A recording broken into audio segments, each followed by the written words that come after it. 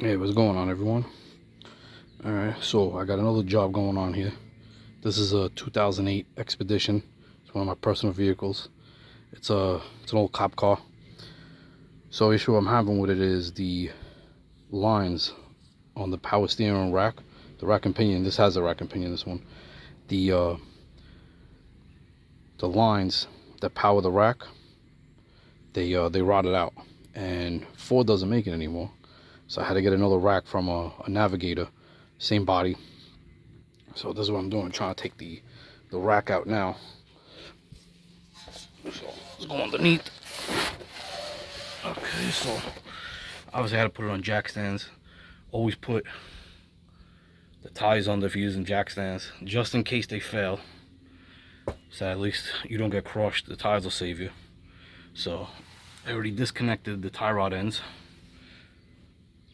Those are loose. Okay. And the rack is behind here. And that's the rack. This one right here. That's it. So this one had a shield. I don't know if they all have them, but maybe because this was a police package, it had that skid plate on it. So for these expeditions, for this particular generation, I don't know about the ones before. Under here, let me see if I could get, there we go. Okay, so where the scepter shaft is, this is the top of the rack and pinion. Okay, there's two hoses. I already moved them out the way. There's one bolt. I'll show you the locking tab. This is what it looks like. So the two lines, you slide it onto the lines, and then you bolt this down, and that's what holds them in place. And they have O-rings. Okay, so the center, that's where that bolt goes in, and that's where those lines are. That's one line there, and the other line is actually just sitting right up there on the top. So I got O-rings, so when you put them in, you have to lubricate them. You usually use the power steering fluid. Anything that you're trying to seal the fluid from, you use the same fluid. What I use though is I use a O-ring lubricant on everything. It just seems a little bit better. So also on this truck, I have to take the oil filter off, and I have to change, if I can get to it. It's a little hard right now. The little radiator hose, it's leaking. So it goes up to there. So I have that, and there's another hose that goes up to the coolant overflow. It's not leaking, but because it's so recessed back in there, I'm changing that anyway. And previously I did the power steering hoses. These are all brand new, up to the power steering cooler. Actually no, I'm sorry, these are the transmission fluid lines for the cooler. These were leaking. I changed these. That was not fun because they go all the way back there, and you have to snake it in, and it's really hard to get in there, but I got it done. But this, I did have to change this line here. So that goes up to the power steering pump, which is back in there. Again, you have to take the oil filter off, and there is a plastic tray that goes here. You have to take off, just a couple of bolts. It's just like a drip tray for when you take the oil filter off, the oil drips down. So there's that. So also you have to take off, which is back here. Let's see if I can get in there a little bit better. So right there, it's hard to see. Behind that line, there's a steering knuckle right there, like a U-joint. So I took the bolt out already, and I just got to pry it up. That's the intermediate shaft. You have to take a pinch bolt out. So it's kind of spleened, and it's lined with a bolt. So it has like a little notch in it that has to go in. So you got to remember where you had the steering wheel in, and the wheels when you take it apart. So I just got to pry that up. The other thing that's a little pain in the ass, but it's not a big deal, is these big bolts. So it's either 26mm or 1-inch, and I had to use a 3/4 inch ratchet, and I had to actually, on the end of the ratchet, I had to put a floor jack to loosen these up, because these are really big, and they're long as hell too, because they go through They go through the whole subframe. They go through the rack, and then there's a nut that's built into the bushing right here. So they are long. So they came loose, thank God. Just gotta lube them up when I put them back in. So as of right now, I only have 2 hands, and I need both my hands. I only have 1 hand right now with the phone, but I need to remove the rack. So I gotta shut off for now. All right, so now I got the rack out, the old one, and this is the new one. Well, it's a used one, but it's lower mileage off a Navigator. So the line's a little different, but doesn't matter as long as the mounting points are correct. The tie rod ends, everything's correct. This is from a 2010. This was a 2008. So this had more of like an inverted flare fitting, but you can see how rotted they were. They were pretty bad, right up to there. So these are a lot better, and these were supposed to be like around a $5 part at Ford, but they're discontinued and nobody makes any aftermarket. So I ended up having to buy this rack.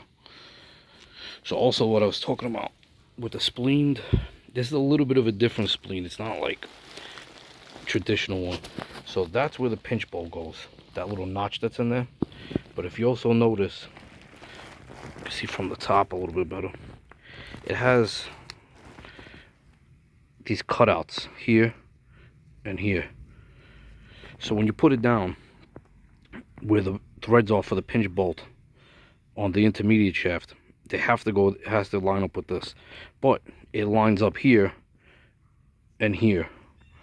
There should be a spot on there. Aftermarket ones I'm not sure, but the Ford one should have a flat spot on the inside, the female part of it, to hook onto this.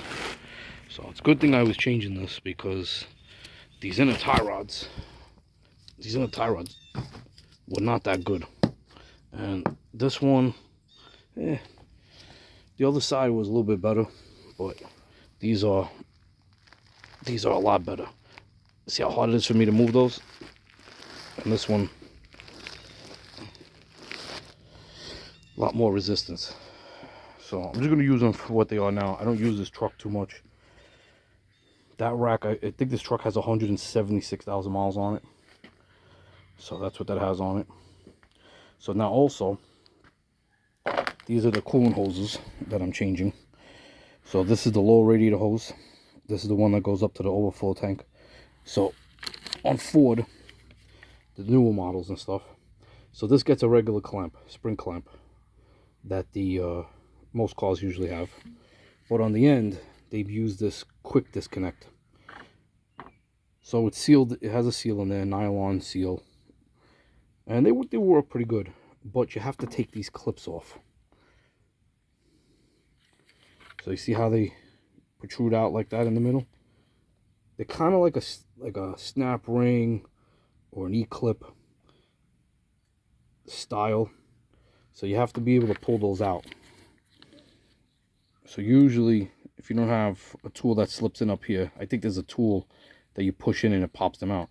But most of us, we're going to put a pick in here, pull on it, and then either with the pick or needle nose, we'll pull this clip out, and then we'll be able to pull the hose off from the inside. And this one even has a just smaller version of it.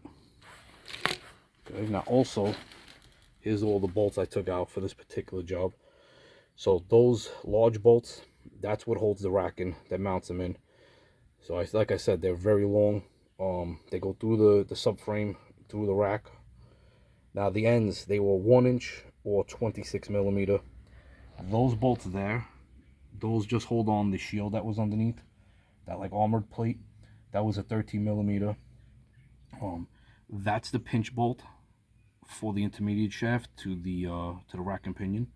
That was a 10 millimeter.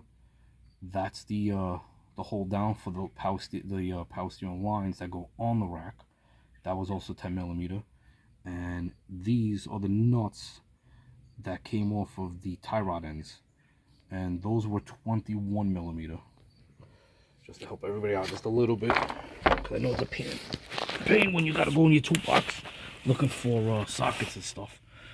So now I took the oil filter off. I'm gonna do oil change at the same time, and now you can see a little bit better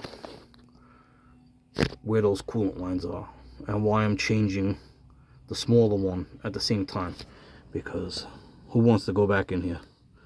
And I gotta do a little cleanup in here too from all the leaking that was going on. So those are the spring clamps. That's what Ford uses. You can use the ones, the worm gears. I particularly like these because no matter what the temperature is, they hold torque down on it because they're spring loaded. Now another tool I'm gonna show you guys that I'm gonna use to take this off is this tool here. So this will make your life 100 times easier.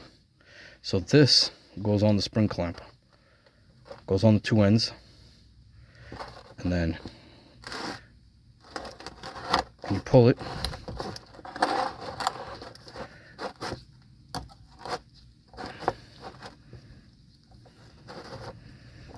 my tool flipped around on me over here.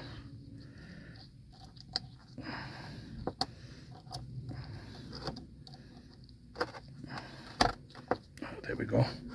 Okay, so when you pull on it, it closes, it tightens up, and this ratcheting mechanism holds it in place. So it holds it open, you could slide it off, and then when you want to release it, you just let the release from here, and it opens back up, and you take the clamp back off. Now another tool you guys want to use is, this is just a Harbor Freight one, but it's like a large pick, and this gets into the hose after you take it in. So you pick into the hose, and you want to just kind of go around the hose a little bit to break the connection, and then you can pull the hose off. The problem is if you go and you just try to yank on the hoses sometimes, and you're in very bad spots, this probably won't be a problem because this is cast aluminum in there. But say you had a plastic pipe that this was sitting on, and you go and you try to muscle that off, you're gonna break the connection. So if you cannot get the pick to release the pressure off of it, you just slice the end with a razor blade or box cutter. Just be careful and cut your fingers, and then you can peel away with the pick where you made the slice. You can make, sometimes you have to make 2 slices, maybe 3, depends how bad the connection is, and then you can pull the hose off. This is assuming that you're going to put a new hose on, but if it's that stuck, you might have to go get another hose anyway. So that's that for now. And then I still got to put this rack in now. This is the other side here. This is the back side. This is where the bolts come through, right here and here. And you can see there's a gaping hole in here now. I should have did this at the same time with the transmission coil lines, but at that time the power steering wasn't leaking, so it always happens at the worst times. Okay, so I gotta start installing, changing these hoses out now. Now the hose, just so you could see, and I'm on my back, so I'm looking up. That's where the hose goes. There's that connection with the O-rings. Luckily, I can get to it a little bit better from the side over here, from the wheel well area. There's the liner. It's right there. The other one I'm gonna have to get from up top, and the bottom portion from down here. But it's not too bad as long as everything's out of the way like it is now. And oh, and here's one of the lines that came out. So this is where that plate goes on top of this piece here, and then here's the O-ring. It sits into the rack, and then when you put the plate, you slide it over sideways, and then you bolt it down with both of them. There's just one part. One's squared, one's rounded, so that the plate only goes on one way. Okay, so now I gotta start installing everything before it gets too late today. Okay, I'm making progress now. So I got both coolant hoses are in, the rack's in, the intermediate shaft, if you can see it back there. It's bolted in. I got the 2 lines for the power steering rack. Those are installed. Oil filter's out as of right now. I'm going to do an oil change while I'm at it, while I'm under here. So, if you guys notice, I had to put worm gear clamps in. Unfortunately, the one I took out was broken. And this one, I didn't want to take a chance with. So, I put 2 new stainless steel ones in. And this is what I used on the O-rings for the lines, putting the lines back in. So this stuff works great for O-rings. Just insurance policy so you don't break it. These are tightened up already. I still got to put the tie rod ends on though. But lower radiator hose, overflow hose in. And the rack is installed. So one extra thing I want to let you guys know, whenever you're doing anything where you have to disconnect the intermediate shaft from a steering box or a rack and pinion, do not let it turn excessively. There's a clock spring that's in there, in the steering wheel, behind the steering wheel. That clock spring will get damaged, and they are very expensive, and it's not something you want to damage. So try not to turn the steering wheel or lock it in place with the key. Sometimes you have to open the key back up because you have to turn it ever so much, get things to line up, but do not let it spin. If you let that wheel spin, that clock spring, garbage after that.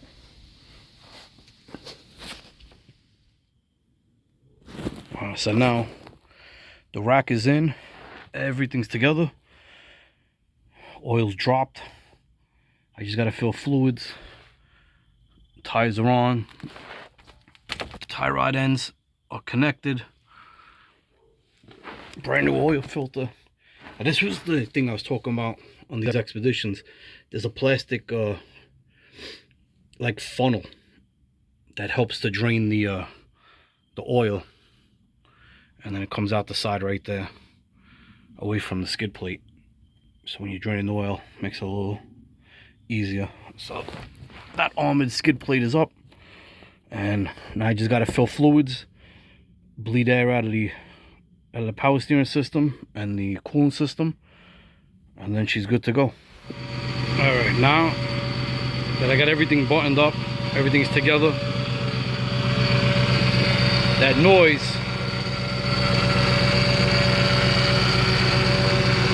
is the power steering pump down there.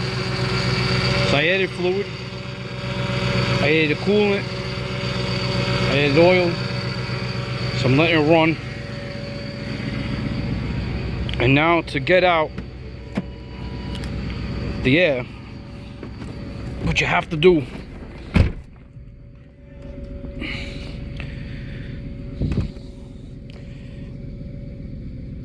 is you have to take the wheel and you got to bring it all the way from lock, 1, 2, 3, bring it back all the way around the other way, 1, 2, 3, bring it back around again, 1, 2, 3,